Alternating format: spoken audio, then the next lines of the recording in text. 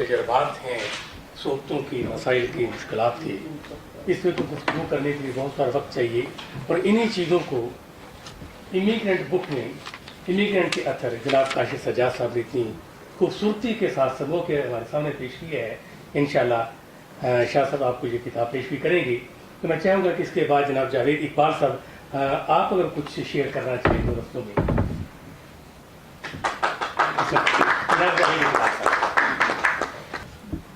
बिस्मिल्लाहिर्रहमानिर्रहीम। ख़वातीन व हज़रात, अस्सलाम वालेकुम। वालेकुम सलाम। लॉर्ड मेयर साहब शुक्रिया, और मुझे फंसाने का भी शुक्रिया। मैं ज़िंदगी में मेरे ख्याल में जिस दिन से मैं इंग्लैंड में आया हूँ पहली मरतबा यहाँ पे किसी महफिल में या मजलिस में बोल रहा हूँ, क्योंकि मुझे इससे पहले कभी मौका ही नहीं मिला। बहरहाल अब आ गया हूँ तो चंद अल्फाज कहूँगा मैं। मैं यहाँ पे 1964 में 1964 में आया था। स्कूल छोड़ के सीधा यहाँ पे मुझे वालिद साहब ने बुला लिया। तो एक दो हफ्ते तो ऐसे रहा हूँ कि उम्र भी थोड़ी थी, काम नहीं था, मिलता भी नहीं था, ना किसी फर्दर एजुकेशन में जा सकता था, ना काम शुरू कर सकता था। तो मेरी अपने वालिद साहब से ये लड़ाई रहती थी कि मुझे बुलाया क्यों आपने। तो इसी तगो-दो में गुजर गए तकरीबन 1-2 महीने। तो हमारे एक जानने वाले थे, गांव के पुराने आदमी थे, उनके वाक़फ़ थे मेरे वालिद साहब के। तो वो एक दिन आए, तो हफ्ते की शाम थी, तो हम आपस में वही गुफ्तगू हो रही थी, बल्कि काफ़ी वो हीटेड आर्ग्यूमेंट हो गई थी एक तरह की, कि मैं फेड अप हो गया था। तो वो कहने लगे कि जी आपको काम करना है या पढ़ना है। पढ़ने का तो खैर सवाल ही पैदा होता। उन दिनों इतना कॉन्सेप्ट ही नहीं था, किसी को अंदाज़ा ही नहीं था कि यहाँ पे सहूलतें हैं, आदमी पढ़ सकता है, फर्दर एजुकेशन आप कर सकते हैं। तो मैं तो है ही बिल्कुल कुछ भी नहीं था, मुझे तो पता ही। मैं तो वो जैसे एक अल्लड़ बटेरा नहीं होता, आके कहीं पर फंस जाता है, ये मेरा हाल था।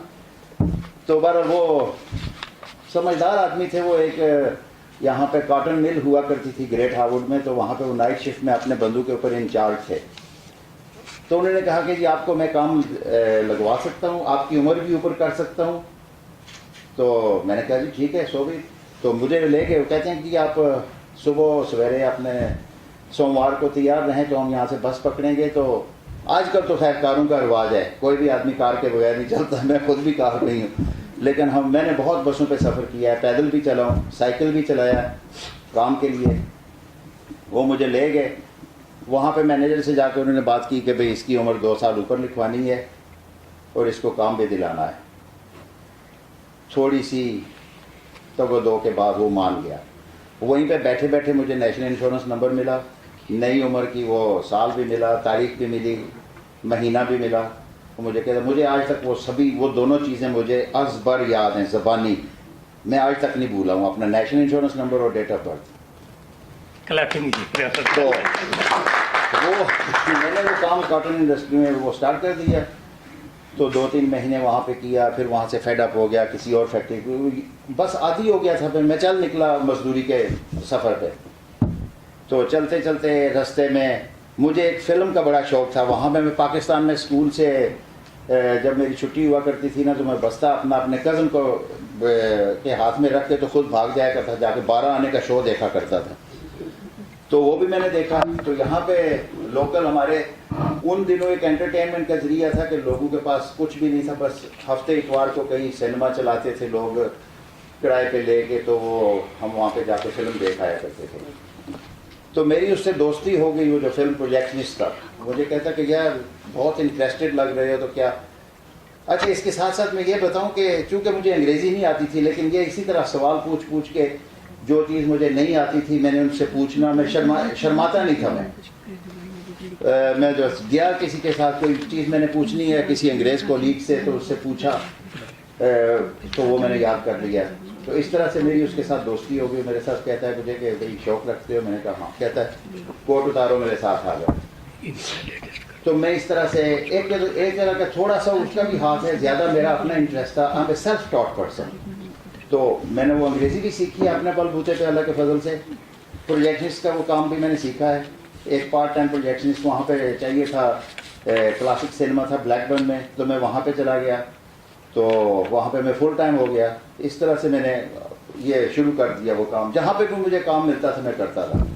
بس کنڈکٹری بھی میں نے کی ہے, کاٹن میں بھی انڈسٹری میں رہا ہوں میں, سنیما پروجیکشن سے کام کیا ہے, اور آخر میں جا کے میں میری ایک بہت لمبی سروس ہے 23 بغیر سروس بریک کیے ہوئے میں نے کام کیا ایک پلاسٹک فرم کے اندر.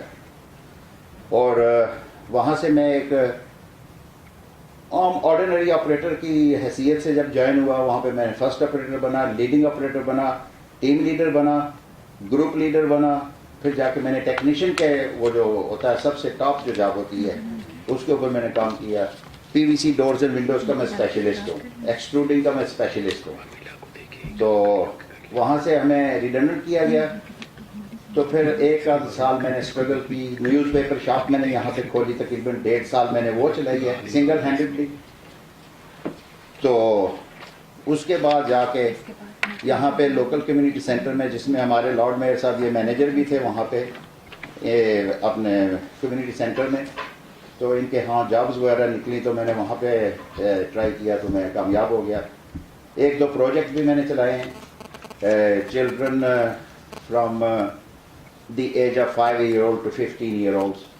تو اس کے بعد میں والنٹیئر ہوں. آج کل مجھے تقریباً 2-2.5 سال ہو گئے ہیں, میں ریٹائرمنٹ میں آ گیا ہوں. تو پھر بھی میں تھوڑا بہت والنٹری طور پہ میں کرتا رہتا ہوں کمیونٹی کے لیے, تھوڑا بہت جو کچھ ہو سکتا ہے اپنی. تو میرے والد صاحب آج کل بہت بیمار ہیں, تو ان کی خدمت بھی کر رہے ہیں ہم. والدہ بھی اسی حالت میں ہیں. تو باقی بچے پڑھ رہے ہیں, کوئی پڑھ رہا ہے, کوئی کام کر رہا ہے. اس طرح سے گزر اوقات ہو رہی ہے. Thank you very much.